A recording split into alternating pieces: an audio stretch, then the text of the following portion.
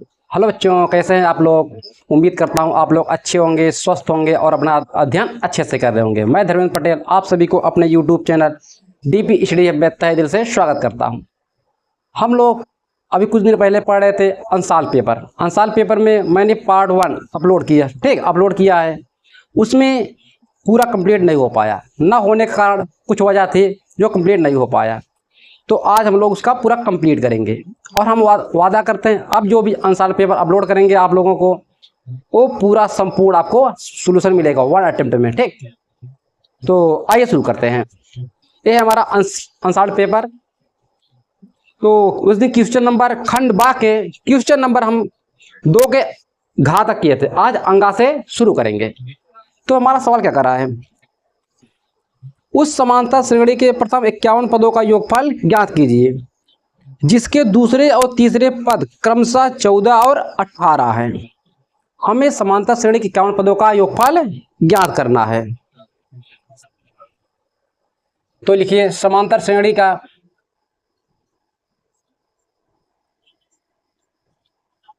श्रेणी के प्रथम 51 पदों का योग, पदों का योग क्या करना है, हमें ज्ञात करना है। हमें दिया क्या है, हमें दिया है दूसरा पद मतलब A2 बराबर 14 सेमी और दिया है A3 बराबर 18। इतना हमें दिया है। आइए देखते हैं। हम जानते हैं हमारा n पद फार्मूला क्या होता है, an बराबर a plus n minus 1d। तो दूसरा पद क्या हो जाएगा हमारा, A2 बराबर a प्लस 2 माइनस 1d। तो A2 हमारा हो जाएगा a, 2 में से एक निकालिए, एक बचेगा प्लस d। समीकरण हमारा एक हुआ। क्या A3 है, तीसरा पद हम 3 रखेंगे इसमें। A3 बराबर a प्लस n का सम क्या रखेंगे 3 माइनस 1d। तो A3 हमारा क्या हो जाएगा, a प्लस 3 में से निकाले 2d बचेगा। समीकरण हमारा 2 हो गया, समीकरण 2 हो गया। अब देखो यहां से हमें a और d का मान आ जाएगा। समीकरण 1 में इसका मान क्या दिया 14, तो हम लिखेंगे समीकरण 1 से, यहां पर लिखे समीकरण 1 से देखो A2 मान दिया 14, तो यहां पर क्या रखेंगे 14, a प्लस d बराबर 14 और क्या दिया है समीकरण 2 से,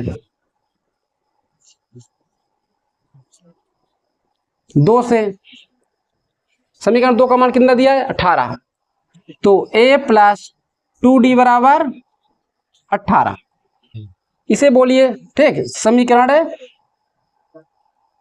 3 इसे बोलिए समीकरण 4। समीकरण 4 में समीकरण 3 को घटा दे। समीकरण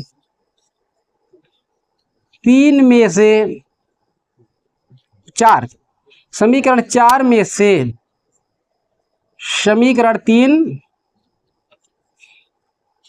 घटाने पर चलिए घटाइए। जब घटाए देखो एक चिन्ह क्या हो जाएगा, ये बदल जाएगा, a माइनस बदल जाएगा। देखो a कट जाएगा, a कट जाएगा, 2d में से d निकल गया, कितना बचेगा 1d। तो d बराबर 18 में 14 निकालिए 4। तो हमारा d का मान कितना आया, d का मान हमारा 4 आ गया। अभी d का मान उठाकर समीकरण 3 में रख दूं, d बराबर 4 समीकरण 3 में रखने पर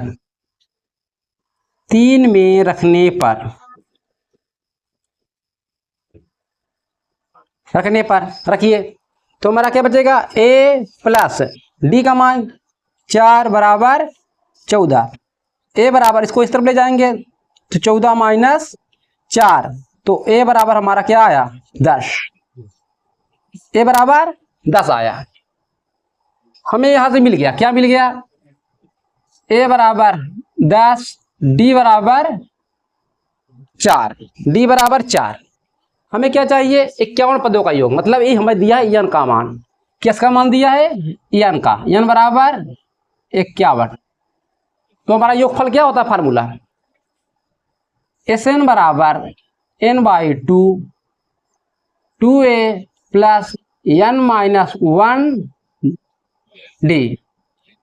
यस 51 बराबर 51/2, 2 गुणित ए का मान 10 प्लस एन का मान कितना है 51, 51 माइनस 1 डी का मान 4, ब्रैकेट ऑफ 51/2, ए 20 हो जाएगा हमारा, प्लस 51 से निकाल दे 50 गुणित 4, इसे गुणा कीजिए, हल कीजिए। 51/2, 20 प्लस कितना हो जाएगा 200, 200 हो जाएगा ना। तो 51/2 इंटू, इसे जोड़ेंगे तो ये 2 से काटिए, 0 0, हाँ 1 1 0, ये आएगा 51 इंटू 110, इसे गुणा कीजिए 0 1 55 1 56, हमारा इस 51 का मान कितना आया,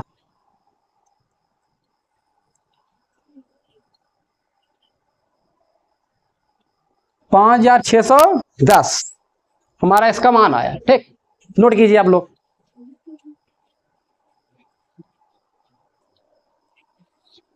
दो का चार क्या कर रहा है, कोई बर्तन एक खोखले अर्धगोले का आकार का है, कोई बर्तन कैसा है, एक अर्धगोला खोखला है, ठीक है, जिसके ऊपर एक खोखला बेलन रखा हुआ है। देखो यहां से यार देखिए, ये क्या है, हमारा अर्धगोला है, अर्धगोला है, ठीक, इसके ऊपर क्या खोखला बेलन रख दिए हैं। देखो यहां से क्या है, खोखला बेलन रख दिए हैं। उसके बाद क्या कर रहा है, अर्धगोले का व्यास, इसका व्यास मतलब एक अर्धगोला यहां से यहां तक दूरी कितना है 14 सेंटीमीटर, और इस बर्तन की कुल ऊंचाई यहां से यहां तक की ऊंचाई कितना है 13 सेंटीमीटर दिया है। तो इस बर्तन का आंतरिक पृष्ठीय क्षेत्रफल ज्ञात कीजिए। हमसे पूछ रहा है इस गोले का आंतरिक पृष्ठीय क्षेत्रफल ज्ञात कीजिए। अब बताओ इसका व्यास क्या दिया है, यहां से यहां तक ए वाली दूरी ये 14 सेमी है, 14 सेमी दिया है, और इसकी ऊंचाई यहां से यहां तक ऊंचाई ये दिया है हमें कितना 13 सेमी, 13 सेमी, 13 सेमी दिया है। हमें कह रहा है इस बर्तन का कुल आंतरिक पृष्ठीय क्षेत्रफल ज्ञात कीजिए। अगर मैं इस अर्धगोले का आंतरिक पृष्ठीय क्षेत्रफल निकाल लूं, इस बेलन का आंतरिक पृष्ठीय क्षेत्रफल निकाल कर दोनों को इसे और इसे जोड़ दूं, क्या होगा, हमारा ये बर्तन बना है पूरा टोटल, इस टोटल का कुल आंतरिक क्षेत्रफल आ जाएगा। तो आइए ठीक ट्राई करते हैं। अर्धगोले का व्यास कितना दिया है 14 सेंटीमीटर, अर्धगोले का व्यास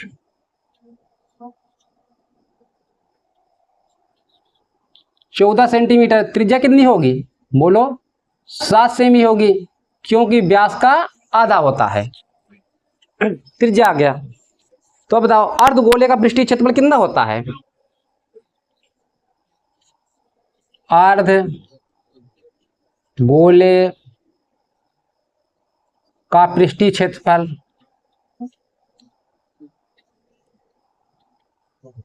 कितना होता है 2 pi r square, 2 pi r square.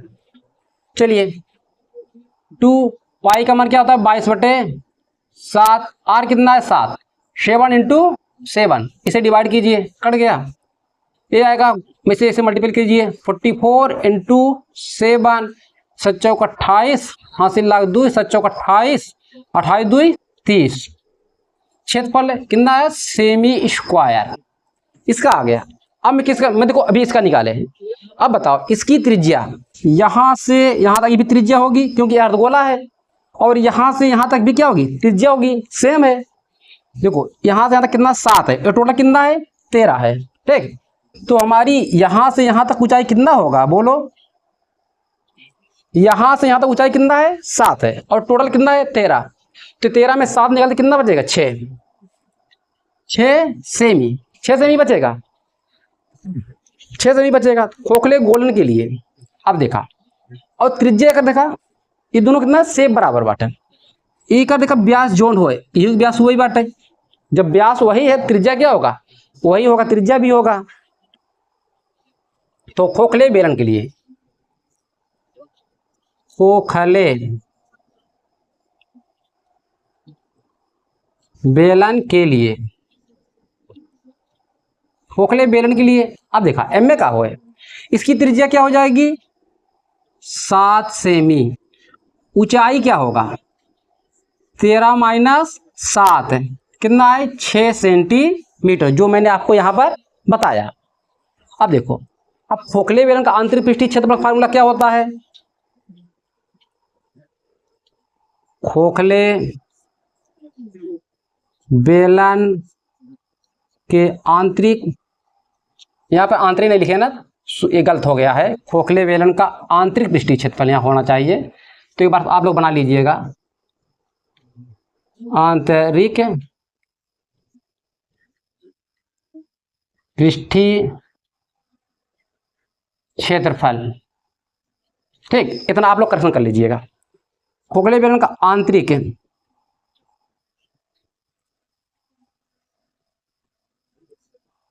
पृष्ठीय क्षेत्रफल बराबर होता है 2 पाई आर एच, क्या होता है 2 पाई आर एच। चलिए वैल्यू रखिए, 2 22 का मान, पाई का मान 22/7, आर का मान 7, एच का मान 6, 7 से 7 कैंसिल, इसे गुणा कीजिए, 44 इंटू 6, 6 चौके 24, 6 चौक 24 दूई 26 सेंटीमीटर स्क्वायर, आपका इतना आ गया। अब देखो, इतने का हमारा आंतरिक पृष्ठीय क्षेत्रफल कितना है 308 सेमी स्क्वायर, यहां से यहां तक खोखले बेलन कितना आया 264, तो हमारा कुल कितना हो जाएगा, ये आप लिख रहे हैं, कुल आंतरिक बर्तन का, कुल आंतरिक पृष्ठीय क्षेत्रफल,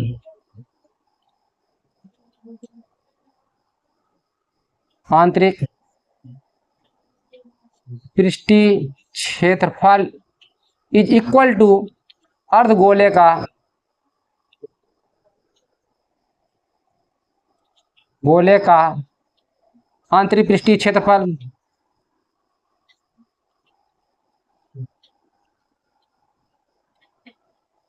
पृष्ठीय क्षेत्रफल प्लस खोखले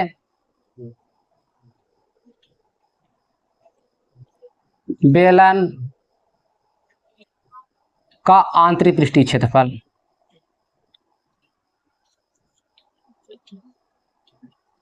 पृष्ठीय क्षेत्रफल। अगर मैं दोनों को जोड़ दूं, इसका कितना है 308, 308, इसका कितना है 264, 264 जोड़िए, 8 4 12, 6 0 6 1 7 3 2 6, 672 सेंटीमीटर स्क्वायर, यही हमारा क्या हुआ आंसर हुआ। ठीक, नोट कीजिए आप लोग, सही जुड़ा है ना, 672 500 होगा, अच्छा 500 होगा, कैरियर नहीं बचा था, 572, ठीक, नोट कीजिए आप लोग। सवाल नंबर 3, यह है 6 नंबर का, खंड बा का सवाल नंबर 3 6 नंबर का है, थोड़ा गौर से देखिएगा, ठीक है। इस सवाल में बता भी चुका हूं आप लोग को। ये सवाल क्या कर रहा है, सिद्ध कीजिए कि किसी वृत्त के परिगत समांतर चतुर्भुज समचतुर्भुज है। आपको दिया है कोई एक सर्किल है, ठीक, इसके बाहर एक समांतर चतुर्भुज है, ये कह रहा है आपको सिद्ध करके दिखाना, ये समांतर चतुर्भुज क्या ये समचतुर्भुज है, ठीक, आपको सिद्ध करके बताना है। हमें दिया है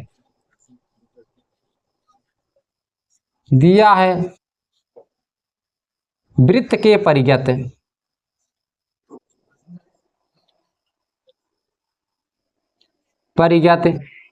समांतर चतुर्भुज है, समांतर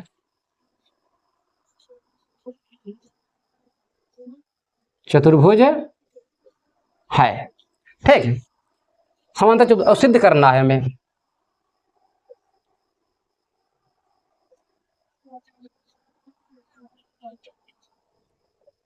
सिद्ध करना है ये समांतर चतुर्भुज समचतुर्भुज है।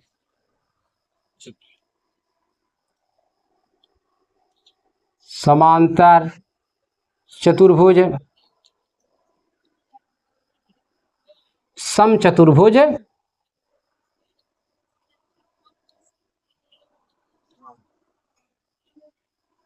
समचतुर्भुज है। अर्थात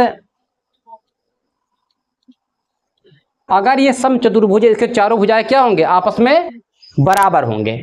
अर्थात ए बी बराबर बी सी बराबर सी डी बराबर डी ए, ये चारों भुजाएं आपस में क्या है, बराबर है। चलिए हल करते हैं, हल करते हैं। हम जानते हैं किसी वृत्त के बाह्य बिंदु से वृत्त पर खींची गई स्पर्श रेखाएं बराबर होती हैं।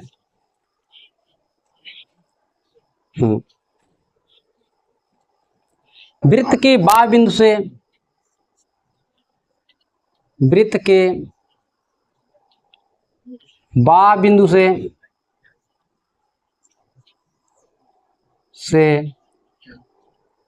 वृत्त पर खींची गई स्पर्श रेखाएं बराबर होती है। बराबर होती है। बिंदु ए से देखो, ए क्या है हमारा, बिंदु ए। यहां देखो ए पी स्पर्श कर रहा है, ए एस क्या है, स्पर्श कर रहे हैं, ठीक। इसी प्रकार बी से देखो बी पी बी क्यू स्पर्श कर रहे हैं, सी से सी क्यू सी आर स्पर्श कर रहे हैं, इसी प्रकार से भी कर रहे हैं, ठीक है। चलिए तो बिंदु ए से हमारा होगा ए पी बराबर ए एस, बिंदु बी से बी पी बराबर बी क्यू, बिंदु सी से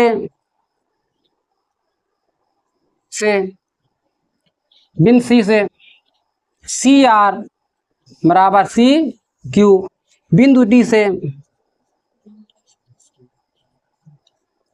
से क्या हो जाएगा,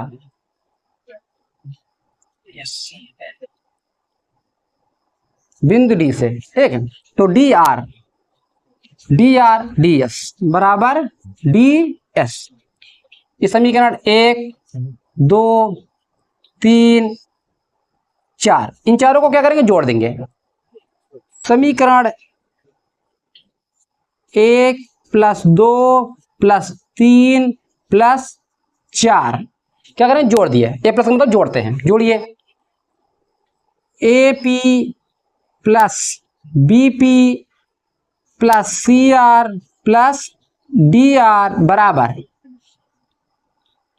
ए S plus B Q plus C Q plus D S. अब देखा A P plus B P, A P plus B P, ये क्या हो जाए, ए बी हो जाए हमारा, A B. C R plus D R हमारा क्या हो जाए, सी डी हो जाए, ई का हो जाए, सी डी हो जाए, सी डी बराबर A S plus D S. देखो ए एस यहां पर, डी एस यहां पर ना, A S plus D S, इन दोनों को पास में करोगे तो क्या हो जाएगा हमारा, ए डी या डी ए हो जाएगा, ठीक है। ए डी प्लस, अब देखो B Q plus C Q, B Q plus C Q, ये हमारा क्या हो जाएगा, बी सी हो जाएगा, बी सी हो गया। ये समीकरण हमारा हो गया 5, क्या हो गया 5। अब ये हमारा क्या है, इस समांतर चतुर्भुज है। अगर समांतर चतुर्भुज है तो ए बी बराबर सी डी, बी सी बराबर ए डी, ये होगा। ए बी सी डी एक समांतर चतुर्भुज है, ए बी सी डी क्या है, समांतर चतुर्भुज है। चतुर्भुज है। अगर ये चतुर्भुज है तो ए बी बराबर टी डी, ए बी बराबर सी डी।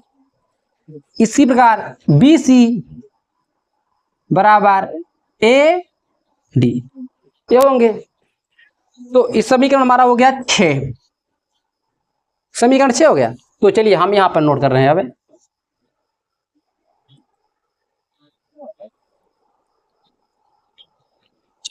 समीकरण 6 का मान समीकरण 5 में रखने पर समीकरण 6 का मान समीकरण 5 में रखने पर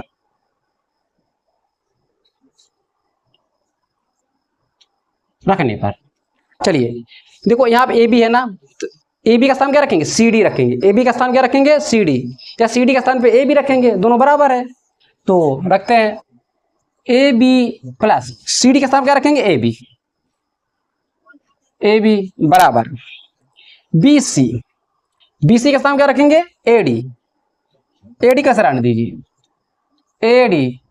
देखो बी सी बराबर क्या है, ए डी, यहां पर क्या रखेंगे, ए डी, ए डी, ये दोनों क्या हो जाएगा, 2ab बराबर 2ad। तो 2 से 2 कैंसिल हो जाएगा, तो क्या होगा, ए बी बराबर ए डी, ए बी बराबर ए डी।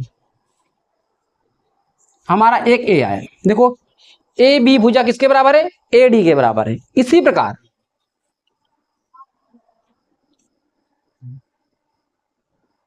प्रकार अगर ए बी के स्थान क्या रखते हैं, हम सी डी रखते, और ए डी के स्थान क्या रखते, बी सी रखते, तो हमारा ए आता हमारा बी सी बराबर सी डी, बी सी भुजा इसके बराबर हो जाता, ठीक।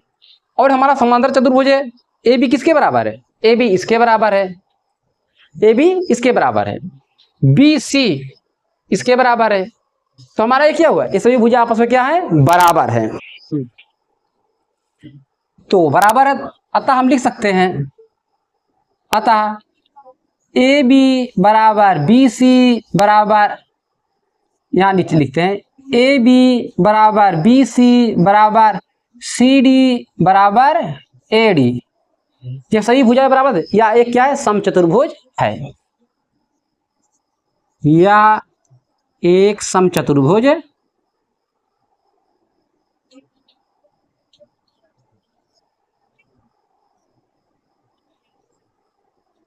यही हमें सिद्ध करने के लिए कहा रहा था, क्या लिखेंगे, इत सिद्धम, इति सिद्धम, ये प्रूव हो गया। नोट कीजिए आप लोग। सवाल नंबर 3 का अथवा 2 सवाल है ना, 6 नंबर में 2, एक सवाल देगा, उसके दो सवाल देंगे, ठीक। एक करना होगा, 2 में एक करना होगा, 6 नंबर का मिलेगा। तो चलिए देखिए अथवा क्या कर रहा है, केंद्र ओ वाले वृत्त पर बाह्य बिंदु टी से 2 स्पर्श रेखाएं टीपी और टी क्यू खींची गई। तो सिद्ध कीजिए कि कोण पी टी क्यू बराबर 2 कोण ओ पी क्यू। पहले फिगर बनाते हैं, ऐसे नहीं समझ में आएगा। ए कोई सर्किल है, ये उसका केंद्र है, यहाँ पे कोई इसका बाह्य बिंदु है, ठीक है। इस बाह्य बिंदु से इस पे 2 स्पर्श रेखाएं खींची गई हैं, ये 2 स्पर्श रेखाएं खींची हैं, इसका नाम टी, इसका नाम मैं पी, इसका नाम मैं क्यू रख रहा हूं। तो हमें कह रहा है केंद्र ओ, तो सिद्ध कीजिए कि, तो चलिए भाई लिख लेते हैं जो दिया है, ये अथवा है 3 का, ठीक है। सिद्ध करना है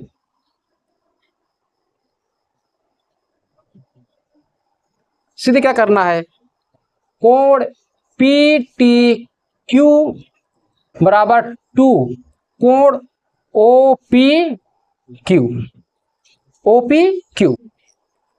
चलिए ओ पी क्यू इसका मतलब ए इससे ऐड है, ठीक। चलिए हम ओ पी और ओ क्यू को मिलाते हैं, यहां से टी ओ को मिला देते हैं, मिला दिया। तो मैं एक काम करता हूं, पी क्यू को मिला देता हूं, पी क्यू को, इस पॉइंट का नाम मैं लिख रहा हूं आर, इसका नाम मैंने आर रख दिया। चलिए हल लिखो या उपपत्ति लिखो, बात एक ही हुई। ओपी ओ क्यू और ओ आर नहीं, ओ टी को मिलाया, ओ टी को मिलाया, साथ ही, चलिए मिलाया, ज्यादा कुछ मत भड़बड़ करो, मिलाया। जब मिलाया, हम जानते हैं क्या है, स्पर्श रेखा के स्पर्श बिंदु पर जाने वाली त्रिज्या लंब होती है, ठीक है। क्या होती है? लंब होती है। P T Q R 2 O P, ठीक है, ठीक है। हम जानते हैं क्या होता है, वृत्त के स्पर्श रेखा के स्पर्श बिंदु से जाने वाली त्रिज्या लंब होती है, अर्थात ये वाला एंगल और ये एंगल जोड़ दे कितना होना चाहिए, 90 होना चाहिए, ठीक है। तो लिख लीजिए एक बार, वृत्त के स्पर्श रेखा के, वृत्त के स्पर्श रेखा के स्पर्श बिंदु से स्पर्श बिंदु से जाने वाली त्रिज्या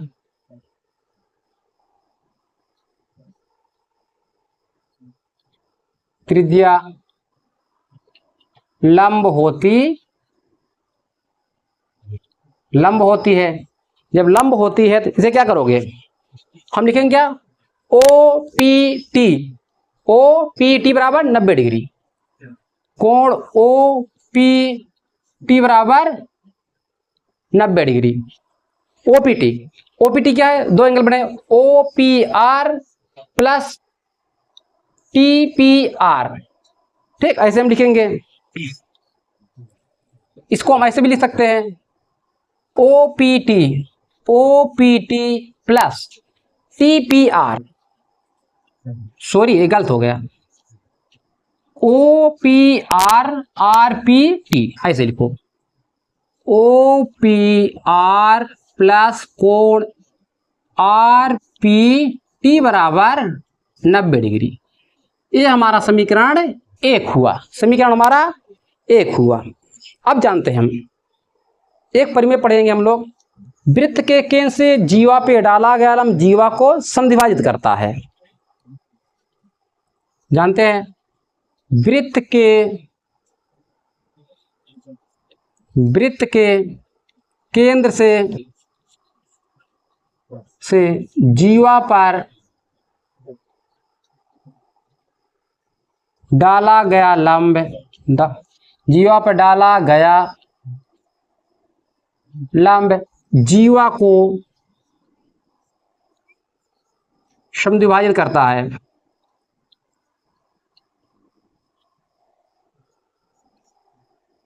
भाजित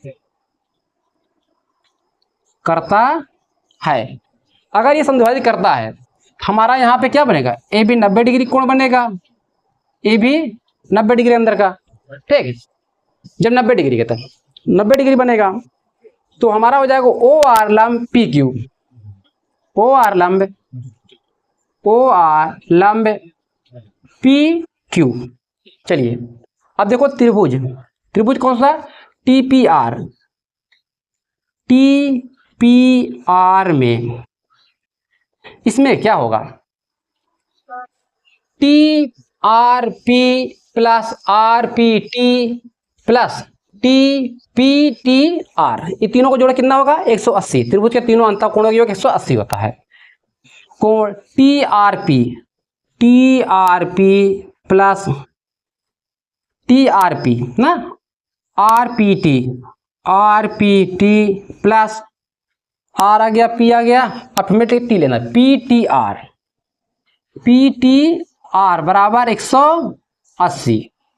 तो देखो हमने अभी क्या बोला, ये वाला कोण कितना होगा, 90 डिग्री का, 90 डिग्री होना, तो लिख लो टी आर पी 90 डिग्री होगा, यहां पर लिखिए 90 plus are P T plus P T R बराबर 180 डिग्री। 90 को इस तरफ ले जाएंगे तो हो जाएगा हमारा are P T plus P T R बराबर 90 घटा देंगे कितना आएगा, 90। ये समीकरण हमारा क्या हुआ, 2 हुआ।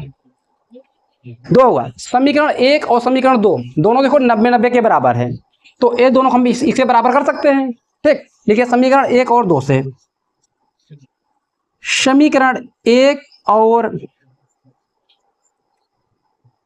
समीकरण 2 से, समीकरण 1 और 2 से दोनों 90-90 के बराबर है, मतलब इसे लिखेंगे हम कोण ओ पी आर प्लस कोण आर पी टी बराबर आर पी टी प्लस कोण पी टी आर। अब देखो ये दोनों क्या है, बराबर है, बराबर किस तरफ है, ये बराबर क्या इस तरफ है, दोनों सेम है ना, क्या हो जाएंगे, दोनों डिवाइड हो जाएंगे, कट जाएंगे, क्या बचेगा हमारा ओ पी आर बराबर पी टी आर बचेगा, पी टी आर। तो इसको मैं ऐसे भी लिख सकता हूं, कोण पी टी आर बराबर कोण ओ पी आर, लिख सकते हैं ना। देखो इतना हो गया। इन दोनों पक्षों में क्या करेंगे, 2 से गुणा करेंगे। 2 से गुणा क्यों करेंगे, क्योंकि हाँ हमारा 2 है, 2 से गुणा कीजिए। चलिए यहां पे करते हैं, दोनों पक्षों में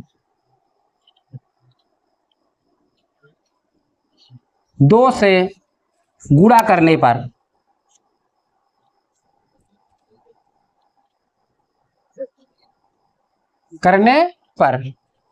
गुणा करने पर ये क्या हो जाएगा हमारा 2 पी टी आर, कोण पी टी आर बराबर 2 कोण ओ पी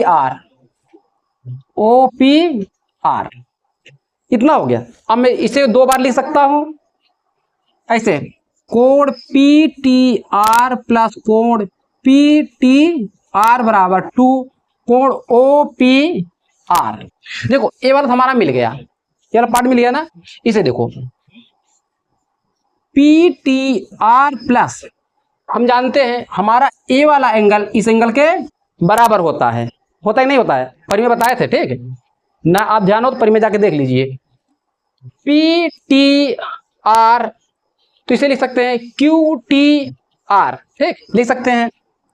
इसके स्थान में क्या लिख सकता हूं, क्यू टी आर बराबर 2 कोण ओ पी आर, लिख सकते हैं। अब देखो ये हमारा क्या, ए वाला एंगल पी टी क्यू लिख सकते हैं, नहीं लिख सकते हैं, लिख सकते हैं ना, यही चीज है। तो हम लिखेंगे कोण पी टी क्यू, इन दोनों का योग कितना है, पी टी है, बराबर 2 कोण ओ पी आर।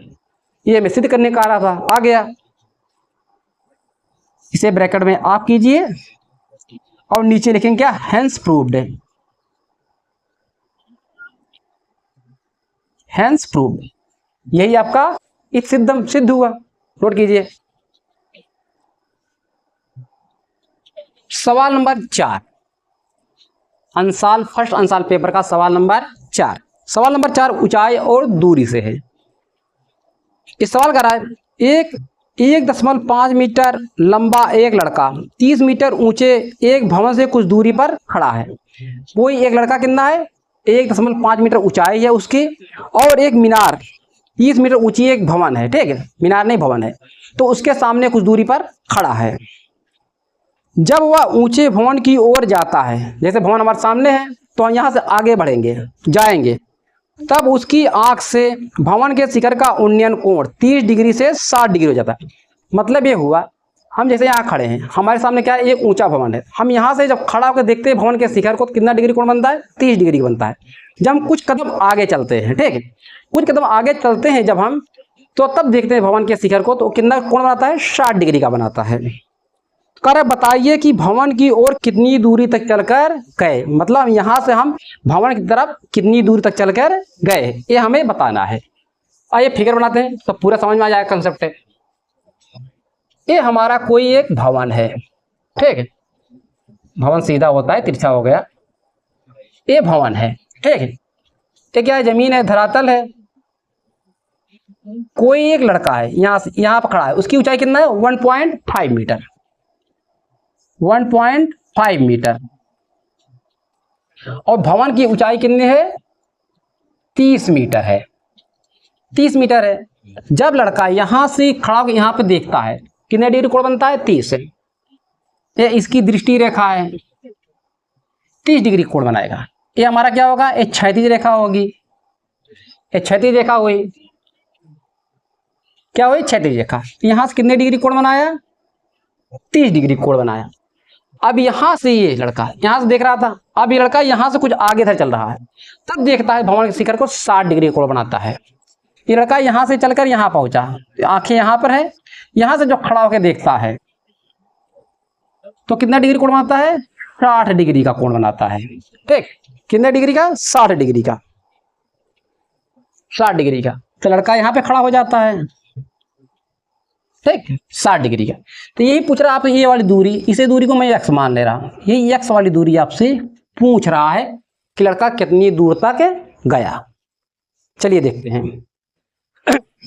अब बताओ, यहां से यहां तक दूरी कितना है, 30 है, टोटल 30 है, और यहां से यहां तक दूरी कितना है, 1.5 है। मतलब ये दूरी जितना होगा ये भी दूरी क्या होगा, दोनों बराबर होंगे।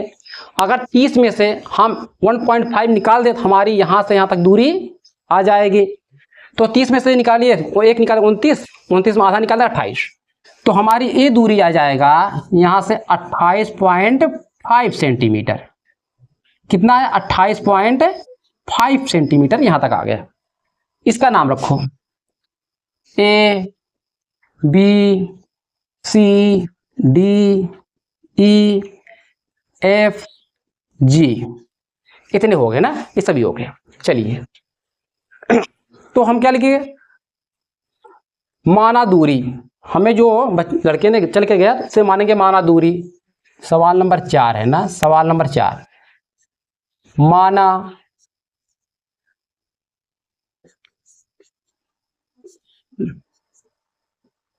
लड़का भवन की ओर x मीटर चला। कितना चला, x मीटर चला या गया। ठीक, x मीटर गया। चलिए अब त्रिभुज, कौन सा त्रिभुज देखेंगे हम, ए, इसकी भी दूरी कुछ मान लीजिए, इसे मैं मान ले रहा हूं y। ये दूरी हमारा क्या है, y है, इतना दूरी हमारा y हो गया। देखो ये पैर से यहां से हमारा दूरी है, ठीक, ये आंख से देख रहा था, ये भी हमारी दूरी क्या हो जाएगी, y। ये भी वो दूरी हमारा क्या है, जमीन पे है, ये हमारी x है। जितनी दूरी यहाँ पे उतनी दूरी यहाँ पे, क्योंकि हम जब आगे जाएंगे तो खड़े देख रहे हैं। चलिए त्रिभुज ए बी जी में, ए बी जी में, त्रिभुज ए बी जी में क्या होगा, tan थीटा, tan 60 बराबर क्या होता है, लंब बटे आधार। लंब हमारा क्या है, ए बी, आधार मेरा क्या हो जाएगा, बी जी, बी जी। तो ए बी का मान कितना है, 28.5, बी जी का मान y, tan 60 का मान कितना होता है, √3, 28.5 अपान y, y को इधर लाएंगे, इसको यहां पर लाएंगे, 28.5 अपान √3, इस √3 का परमीकरण कर देंगे हम, 28.5 √3, तो ये आएगा 3, इसे हम काट देंगे 3 से, 3 9 27, 3 5 15, √3, ये 3 से डिवाइड हो जाएगा। ठीक, कितना आ गया, ये हमारा y का मान आ गया, y का मान। अब हम लेंगे त्रिभुज कौन सा, ए बी एफ, ये वाला त्रिभुज लेंगे, कौन सा, ए बी एफ वाले में, त्रिभुज ए बी एफ में, ए बी एफ में हमारा क्या होगा, tan 30, tan 30 बराबर क्या हो जाए, लंब बटे आधार। लंब हमारा क्या होगा, ए बी, आधार कितना होगा, यहां से यहां तक के, बी एफ तक के, बी एफ, ए बी क्या है 28.5, बी एफ कितना होगा, बी एफ हमारा y और x दोनों को जोड़ लेंगे, ठीक है, x प्लस वाई। tan 30 का मान कितना होता है, 1/√3, 28.5 अपान एक्स प्लस वाई का मान क्या है 9.5 पे, अभी मैंने निकाला यहाँ पे 9.5√3। अब देखो ये इतना आ गया। हाँ, इसे क्या करेंगे, त्रिज्या का गुणा करेंगे, इसको इसमें करेंगे, इसको इसमें, त्रिज्या गुणा करेंगे। कीजिए, तो ऊपर करते हैं, जगह बहुत है हमारे पास, ये इसके लिए एक स्टेप यहाँ कर लेते हैं तब। ठीक, चलो x प्लस 9.5√3 बराबर, इसको इसमें गुणा करो 28.5√3। तो इसको इस तरफ ट्रांसफर करो, x बराबर 28.5√3 माइनस 9.5√3, तो x बराबर √3, 5 और 5 के 0, 0, 1, 9, 19.0√3, यही हमारा आंसर हो गया। तो इस 0 को हटा दें, क्यों कोई मतलब नहीं है, तो सीधा सीधा लिख दें इसे 19√3 मीटर। तो लड़का कितना भवन की ओर चल के गया, इतना चल के गया। तो ये हमारा क्या हुआ, आंसर हो गया। ठीक, इतना आप लोग कर लोगे तो ये आपका 6 नंबर कन्फर्म हो जाएगा। हम तो आपसे एक बार रिक्वेस्ट करेंगे, आप लोग ऊंचाई और दूरी के पूरे सवाल 2 से 3 बार आप लोग लगाइएगा, ठीक है, ताकि आपका 6 नंबर पक्का हो जाए। नोट कीजिए आप लोग। सवाल नंबर 4 का अथवा, सवाल नंबर 4 का अथवा क्या करा है, किसी फुटकर बाजार में फल विक्रेता पेटियों में रखे आम बेच रहा है। कोई फुटपाथ है, रोड किनारे जो बैठ के बेचते हैं, उसी की बात कर रहा है। ठीक है, पेटियों में आम बेच रहा है। इन पेटियों में आमों की संख्या भिन्न भिन्न थी। पेटियों की संख्या के अनुसार आमों का बंटन निम्नलिखित है। एक पेटी में रखे आमों का माध्य संख्या ज्ञात कीजिए। एक पेटी में रखे आमों की संख्या का माध्य ज्ञात कीजिए। अपने माध्य ज्ञात करने की किस विधि का प्रयोग किया है। हमने आपको 3 विधि बताए थे, ठीक, 3 विधि बताए थे, डायरेक्ट मेथड, और क्या था, पग विचलन विधि और कल्पित माध्य विधि। 3 विधि बताए थे। इसमें आप 3 विधि से एक विधि से आपको लगाना है। पर इस सवाल में हमने बताया था आपको सतत असतत। सतत में क्या होता है, ये जहां से एक खत्म होता है वहीं से इसमें स्टार्ट हो जाता है, ठीक, प्रारंभ हो जाता है। पर इसमें देखो 50 से 52, परंतु यहाँ शुरू कहाँ से हो रहा है, 53 से 55, 55 खत्म हो रहा है, 56 से 58, 59 से 61, 62 से 64। मतलब जहां से खत्म हो रहा है वहां से शुरू नहीं हो रहा था। हमने बोला था आप लोग क्या बनाएंगे, इसे सतत बनाएंगे, सतत बनाएंगे। देखो सतत बनाने के लिए क्या किया जाता है, ये कितना है 52, ये कितना है 53, इन दोनों में कितना अंतर है, 1 का अंतर है। जितना अंतर है उसे क्या करेंगे, हम आधा कर देंगे। आधा करने के बाद इसमें क्या करेंगे, घटा देंगे, इसमें घटा देंगे, इसमें ये 5.2.5, सॉरी कंफ्यूज हो गया, ठीक है, इसमें वो घटा दो, इसमें क्या घटाएंगे, इसमें जोड़ेंगे, तभी तो आएगा 52.5 से कितना जाएगा, इसमें जोड़ेंगे हम तो 55.5 पे, सीधा यहाँ लिखो 55.5, इसमें घटा दो 55.5, क्या आएगा, इसमें जोड़ दो 58.5, इसमें घटाइए 58.5 आएगा, इसमें जोड़े तो क्या आएगा 61.5, इसमें घटाइए 62 आधा 61.5, इसमें क्या जोड़ देंगे, कितना आएगा 64.5। ये सभी क्या होंगे, मतलब सतत बनाने के लिए इन दोनों जो अंतर होता है इसे जोड़ते हैं, उसका आधा करने के बाद इसमें घटाते हैं, इसमें हम जोड़ देते हैं, ठीक, इसमें घटाएंगे, इसमें जोड़ देंगे, समझ में आया। अब देखो इतना आ गया, उसी के बाद हम क्या करते हैं, ये जो वर्ग अंतराल है इसका क्या निकालते हैं, माध्य, इन दोनों को जोड़ के आधा कर देते हैं, ठीक, इन दोनों को जोड़ने पर आधा करने में कितना आएगा, तो 50 2 एक एक हो जाए 50 50 2 52, मतलब 102, 102 का आधा 51, 51 कितना अंतर है 50 3 का ना 51, 51 54 3 57 60 3 30। तो हम लोग क्या करते हैं, इसे जोड़ते हैं, इसे देखो गुणा करते हैं, इसे गुणा की, इसको किस में गुणा करोगे 15 से या फिर हमारे 1 से, इसे गुणा कीजिए, इतना आया, सभी गुणा कीजिए, सभी गुणा कर दिए, ठीक। उसी के बाद क्या करेंगे, इसे जोड़ेंगे, जोड़िए ये सब जोड़ने में कितना आया? 22,875 आया। तो हमारा प्रत्यक्ष विधि क्या होता है? प्रत्यक्ष विधि फार्मूला क्या होता है?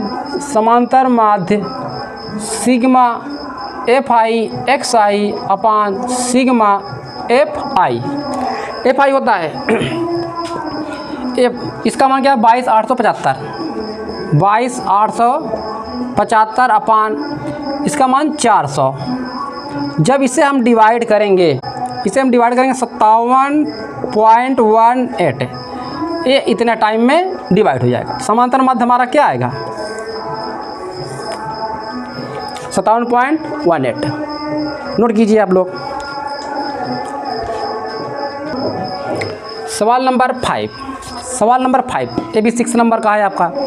एक आ रहा है, एक थैले में 5 लाल गेंद और कुछ नीली गेंदें हैं। कोई एक थैला है जिसमें 5 लाल गेंदें और कुछ नीली गेंदें हैं।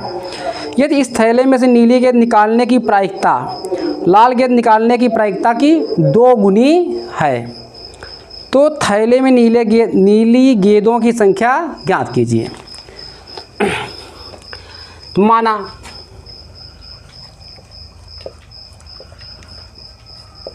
नीली गेंदों की संख्या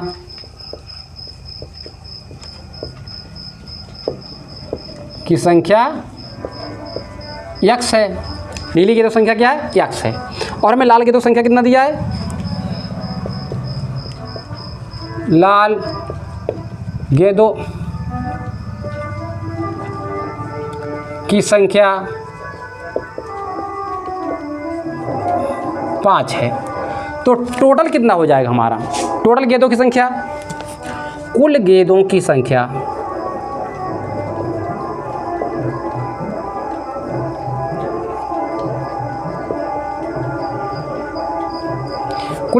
कितना हो जाएगी? 5 + x हो जाएगा। 5 + x हो जाएगा। अगर हम इसमें से लाल गेंद निकालने की प्रायिकता क्या हो जाएगी? 5/5 + x। अगर मैं बोलूँ कुल नीली गेंद निकालने की प्रायिकता क्या हो जाएगी? x/x + 5।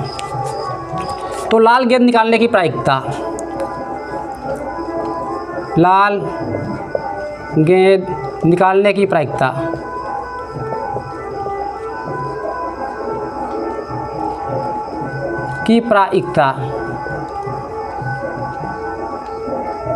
लाल गेंद निकालने की प्रायिकता क्या होगी?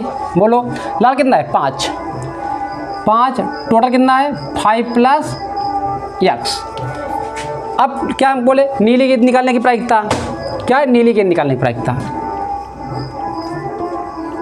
नीली गेंद निकालने की प्रायिकता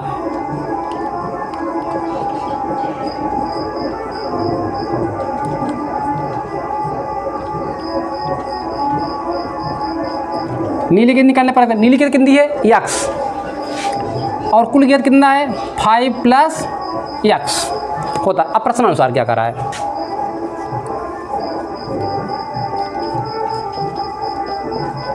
प्रश्नानुसार कर नीली गेंद निकालने की प्रायिकता लाल गेंद निकालने की प्रायिकता की 2 गुनी है।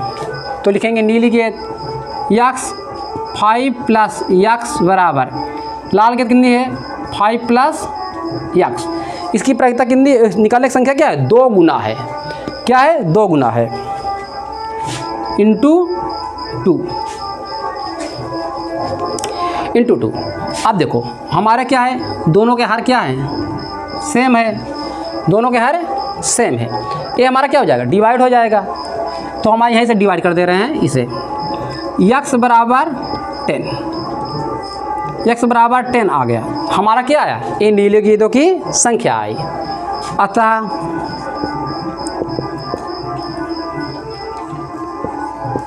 नीली गेंदों की संख्या कितनी है? 10। यही हमारा राइट आंसर हुआ। ये तो बहुत छोटा था 6 नंबर का, पर जिससे आएगा वही ले जाएगा। इसलिए आप मेहनत कीजिए आप लोग। सवाल नंबर 5 का अथवा वाला सवाल, ये क्या कर रहा है, ये आपका समांतर श्रेणी से सवाल है। कह रहा है किसी समांतर श्रेणी का प्रथम 5 पद है, प्रथम पद 5 है, अंतिम पद 45 है और योग 400 है, तो पदों की संख्या और सार्वंतर ज्ञात कीजिए। हमें जो दिया पहले उसे नोट करेंगे। हमें दिया है प्रथम पद है, प्रथम पद है, हम स्मॉल ए से दिखाते हैं इसे, कितना है 5। अंतिम पद है, अंतिम पद के तो बहुत से नाम है भैया। अंतिम पद मतलब TN या यनवा पद या AN, कुछ भी कहते हैं इसे हम, ठीक है, यल कहते हैं। कितना दिया है 45 है और इसका योगफल 400 है। योगफल कितना है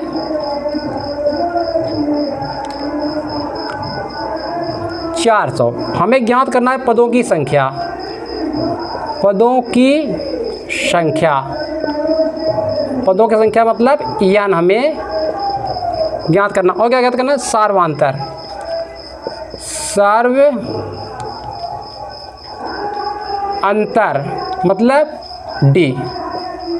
ये दो चीज़ें हमें ज्ञात करने के लिए कह रहा है। आइए इसे हल करते हैं। पहले हम क्या करते हैं, एनवा पद का फार्मूला हमारा क्या होता है बोलिए, यनवा पद, यनवा पद या अंतिम पद बराबर A plus N minus 1D। ये होता है हमारा यनवा पद, इसके क्या था, अंतिम पद कहो, यनवा पद कहो, AN पद कहो, कुछ भी कहो, ठीक, मतलब यही हुआ। ये 45 है, 45, A का मान 5 प्लस N माइनस 1D। तो हम लिखेंगे N माइनस 1D बराबर, इसको इस तरफ ले आओ, 45 माइनस 5, N माइनस 1D बराबर 40। 40 आ गया। अब यहाँ कुछ निकलेगा नहीं तो रुक जाओ भैया, जब नहीं निकलेगा कोई बात नहीं। समीकरण 1। और हमें क्या दिया है योगफल, तो हमें योगफल क्या होता है, SN बराबर N/2A प्लस L। ये वाला फार्मूला याद है कि नहीं आप लोग का, और नहीं याद है तो आप लोग याद कीजिएगा। योगफल में कितना दिया है 400, ये 400 है, N/2, ये हमारा कितना है 5, अंतिम पद कितना है 45। चला तो ये 400 बराबर N/2 गुणित ये हो जाए 50, इसी काट दे तो हो जाए हमार 25, तो 400 बराबर 25 गुणित N, 25 गुणित N, 25 से मैं भाग दा 425, तो N बराबर 5 × 25, 5 × 8 40, 5 × 5 5 × 30, N बराबर कितना है 16, N बराबर 16 आ गया। अब N का मान समीकरण 1 में रखने पर सही काटेंगे, 5 × 5 5 5 × 30, हाँ, N बराबर 16 समीकरण 1 में रखने पर, 1 में रखने पर चलिए N बराबर 16 रखिए। देखो आपका ये है ना, ये हो जाएगा 16 माइनस 1 D बराबर 40, ये हो जाएगा 15, 40, तो D बराबर 40/15, 15 5 8 40, तो D बराबर कितना है 8/3, 8/3 आ गया। ख़त्म हो गया। तो हम लिखेंगे अतः, क्या पूछा था, पदों की संख्या,